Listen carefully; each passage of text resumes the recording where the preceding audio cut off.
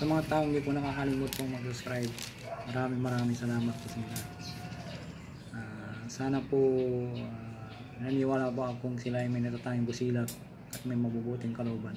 Saan man kayo naroon sa iba't ibang sulok ng mundo, sana kayo ay palaging malakas, malay sakit araw-araw. Pagpalang umaga, tanghali, gabi sa inyong lahat. Sa mga taong hindi ko nakakalimot pong mag-subscribe, maraming salamat po sa inyo lahat. Sana wag po kayo magsawang mag-subscribe sa akin. Pagpatuloy niyo po lamang support at pagtulong po sa akin at tatanayin ko pong napakalaking utang na loob sa inyo lahat. Diyos na pong bahalang gagabay po sa inyo lahat sa mga ginagawa mo yung mga kabutihan. Sa mga taong ngayon lamang po nakatuklas ng aking YouTube channel, Liwangan ng Pangasinan, huwag na po kayong magtubiling pindutin ng subscribe, like and share. Pakipindot na rin po ang bell icon para palagi po kayong updated sa aking mga isusunod na video. Makakalog ko po sa inyo lahat, ituturo ko po sa inyo lahat ang aking mga nalalaman na panggamot sa spiritual physical na karamdaman at na mga panggamot na mga orasyon. Dito po lamang matutuklasan sa Liwangan ng Pangasinan. Pakatanda, pakaingatan po lamang, gamitin po lamang sa kabutihan, huwag sa kasamaan. Gamitin upang makatulong sa mga taong nangangailangan. Huwag pong ipagyabang, palagi po niyong isa puso't isipan, panatiling po kung baba sa isa't isa, magtulungan, magbigayan, hindi sa lahat magmahalan. Huwag pong makalimot pong tumulong sa mga taong hiniga po sa hirap ng buhay. Ito'y napakalaking kayamanan sa langit sa pagsupport at pagtulong po sa kanila. At gamitin po lamang sa kabutihan at Diyos na po ang balang magsusupply sa inyong mga ginagawang mga kabutihan. Ipagkakalob sa inyong siksik, diktik at umapaw ng pagmamahal ng ating Diyos sa mga makapangyarihan sa lahat. At sana po huwag po kayong makalimot pong tumulong sa mga hiniga po sa hirap ng buhay. Ito'y the best po na alam ng Diyos na ikakasi po sa inyo ang Diyos ang makapangyarihan sa lahat. Yun ang napaka number one po na ng Diyos ang makapangyarihan. Pag gagawa po ng kung halimbawa po nang gumagawa po kayo ng papakumbaba kayo sa inyong sarili, ito po yung number one po pang alay nyo po sa Diyos ang makapangyarihan sa iyong pagtulong sa kapwa, na hindi po binabanggit sa iba na tumutulong pa kayo. At una po sa lahat po, bago po kayo sumabak po sa mga spiritual po, ay maglinis muna tayo sa sarili po natin, magpakumbaba sa Diyos ang makapangyarihan sa lahat, magdasal ng isang ama namin, tapos isunod po yung Anima Christi po.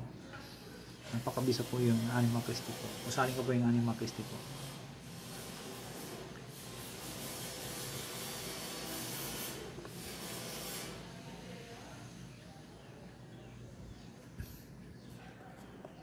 Sina po naabutan po tayong dilim po. Ang ibabagi ko po ngayon po ay naabutan po tayong dilim.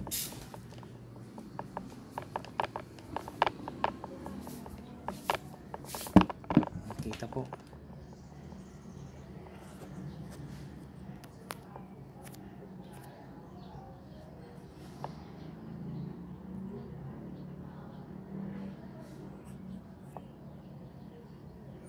Yan po. Orasyon po sa memorismo. Magsal po ng isang ama namin. Isunod po ito. Paksam iktusut tritaum insignum ratuswak. Isang bis lamang po.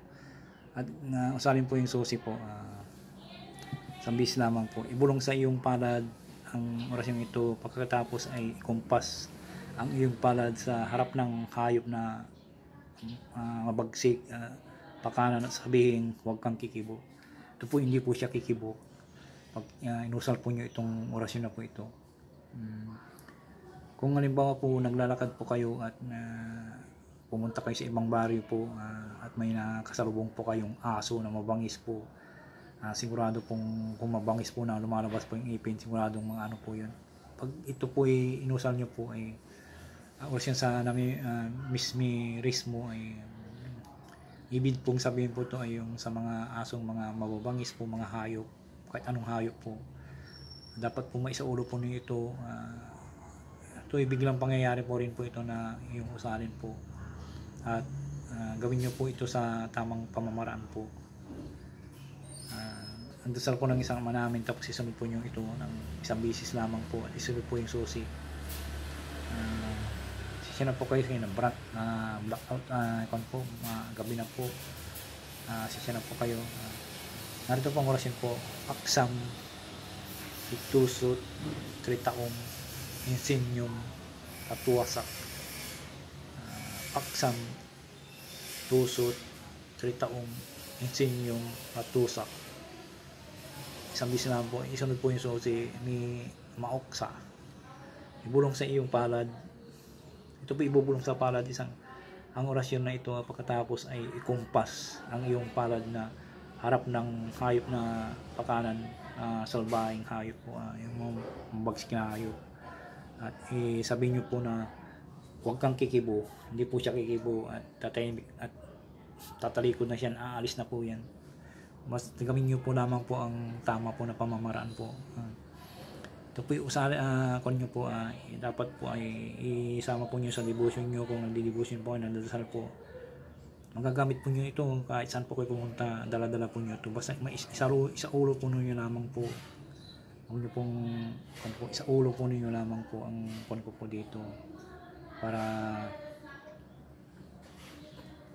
malaman po ninyo na kon po, may magagamit na po kayo. Kahit ano pong gamitin po nyo, basta kalimbawa po ay punta kayo, marami pong aso na mababangis po, kahit saan po pumunta kayo, magagamit po nyo ito. Gamitin nyo lamang po ito. Sabihin nyo, huwag kang kikibo. Yan lang po.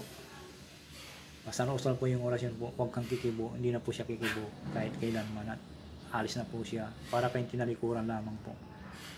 Basta focus po lamang po sa inyong ginagawa sa araw-araw at tiwala po sa Diyos ang mga kapangyarihan sa lahat. Asensya na po kayo kung gabi na po, sa kabilang bahay po may nagtatrabaho, nag-overtime ata. Maraming salamat po sa pag-unawa po niyo, pagmamahal po na yung Hiwaga ng Pangasinan po. Maraming salamat po.